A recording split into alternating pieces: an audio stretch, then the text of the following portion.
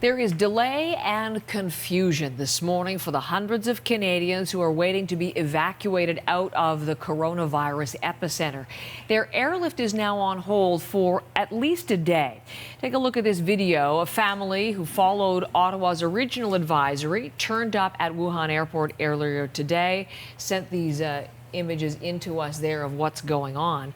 They have learned and shared with us the email that tells them from federal government officials that they should now be at the airport no later than 4 a.m. Eastern tomorrow. That's Eastern. That's 5 p.m. local time, and that is about 24 hours or almost 24 hours later than they were originally told.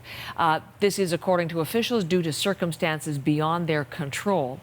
Even when they get to the airport, there is that caveat: some of the people who've been shortlisted may miss out because the chartered plane has room for about 250 passengers, and we know more than 300 people have asked for assistance to get out.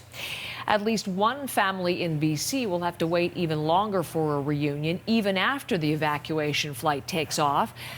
The husband and father, a BC man who flew to Wuhan to deal with a family tragedy, has now contracted the coronavirus.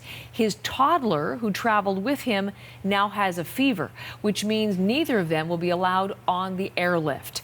The wife and mother tells her story to our Lian Young.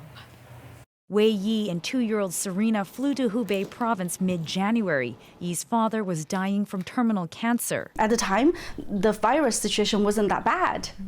We heard of stories, but we didn't know it could be so dangerous, so deadly. Amelia Pan stayed behind in Canada. Then the severity of the outbreak hit. Cities shut down, trapping her husband and daughter just an hour and a half outside of Wuhan. Every morning I check my cell phone. I'm afraid to hear bad news about her, so I try not to talk to her too often. I might break down like this. I don't want to affect her in any way. She's just too little. But she did get bad news. After spending a week and a half in a Hubei province hospital with his parents, her husband caught coronavirus. It was like my world was tumbling down because my daughter was spending, most of the day with him when he's home, and then if he's diagnosed, what's going to become of my daughter? Serena has since been bounced from friend to friend as Pan begged the Canadian government to bring her little girl home.